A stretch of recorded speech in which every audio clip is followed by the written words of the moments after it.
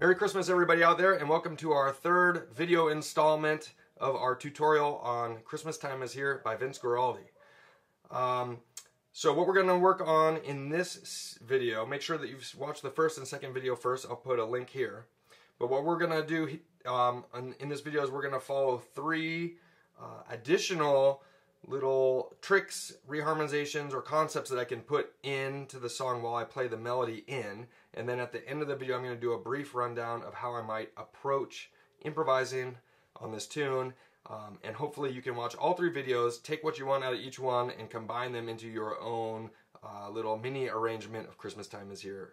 So let's jump right in. So the first thing I want to add in is I'm going to add in an additional 2/5 in the A section of the tune. And I'm going to add it in either in measure 4 or right after I play, I'm going to either replace measure 4 with a 2/5 to B flat, or I'm going to play the E flat 7 and then play a quick 2/5 to B flat. Okay, and so what it sounds like is this. I'm playing 1 3 7 in the left hand. Here's the 2/5 replacement.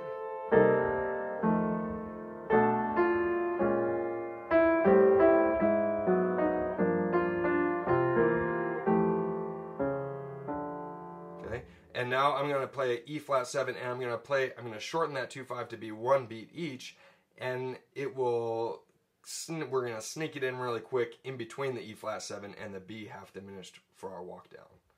So.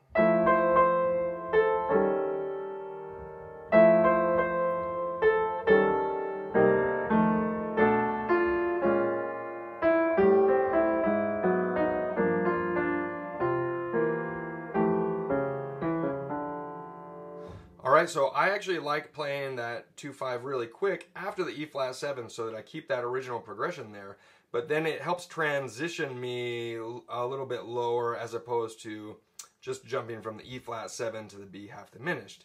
But it's also kind of a little bit of a fake out, because when we play 2/5 in B flat, it sounds like we're going to the B flat chord, but then we kind of sneak in and we're playing this B half diminished instead. And then we progress with our walk down in one of the ways that we talked about before. The second thing I want to add in are these chords on the bridge, and so I like to play these kind of with using some tremolo. And I was actually talking with a student this morning, and we were talking about how you don't really hear a lot of modern jazz pianists play very much tremolo, but it sounds good, especially on Christmas stuff. And so here on this D flat major chord, first chord of the bridge, I'm going to play D flat major 9. I'm going to use my thumb to play the 9. I'm going to play it in root position. And I'm going to use these fingers up top to play the melody.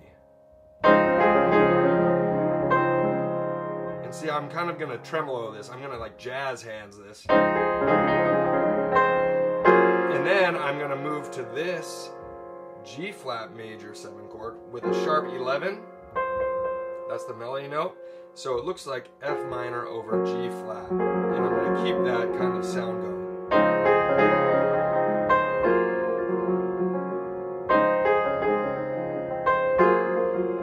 It's kind of a nice effect. You just have to make sure that you voice this note loud enough to make sure that it's not, so that it's singing out over the rest of the chord and you're not getting something that sounds like this.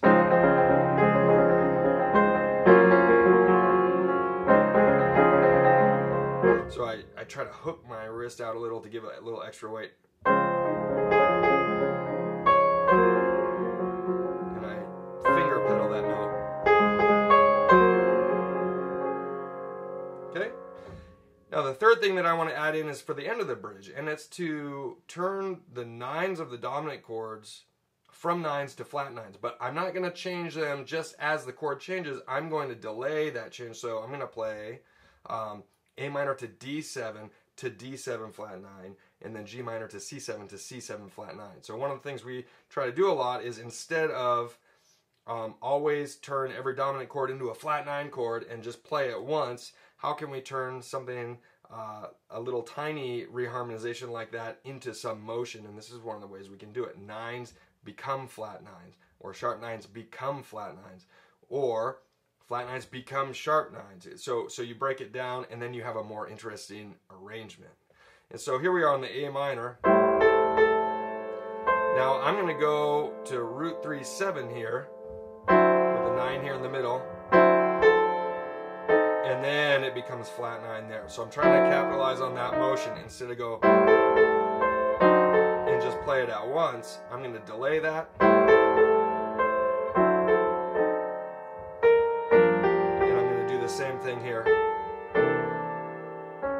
Now you need to make sure you have at least 3 and 7 represented in these dominant chords, or it might not sound right. So once again,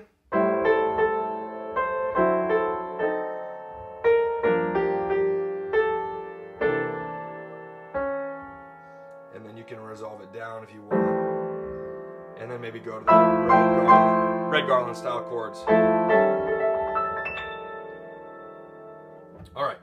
So now when I'm improvising on this song, what I'm gonna think about is how I can group some of the A section together and how I can group some of the bridge together.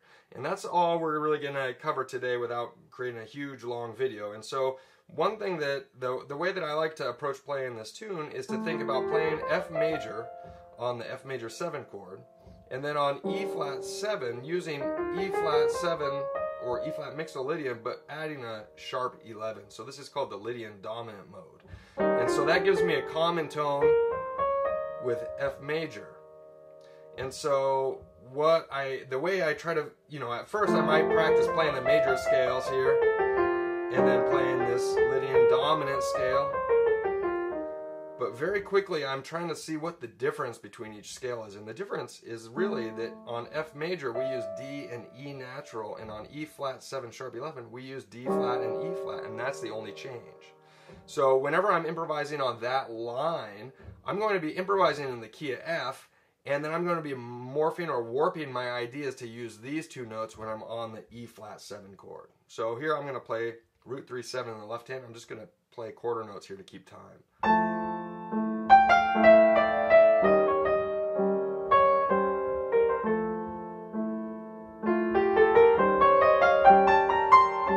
And then for this walk down section, I'm going to really focus on using chord tones. Now notice I'm just playing roots and 7s in the left hand. 2, 3, here I go again.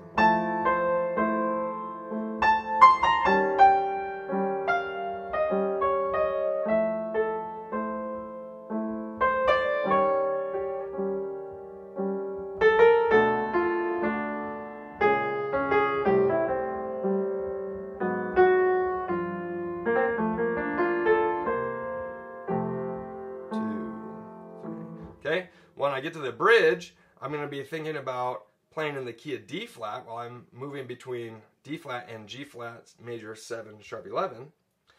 That's because we're playing a 1 chord and a 4 chord in the key of D flat. So I'm just going to play D flat major,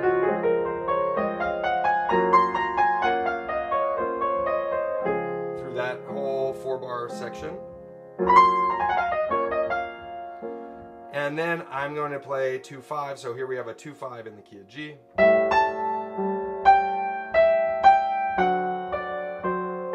So I use G major or chord tones in my right hand, and then we have a 2-5 in the key of F.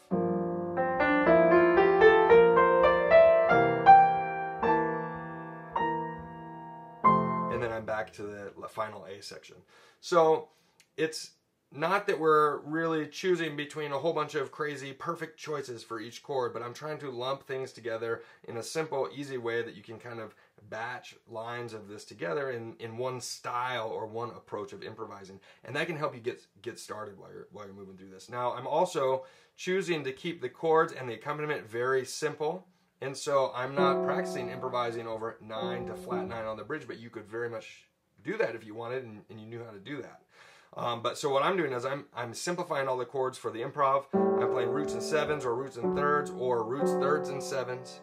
And I'm kind of disregarding any change that I made to the quality or any alteration that I made to the quality during the head in. And that keeps it a little bit simpler to kind of get through right away. Because this is not the easiest song to improvise on.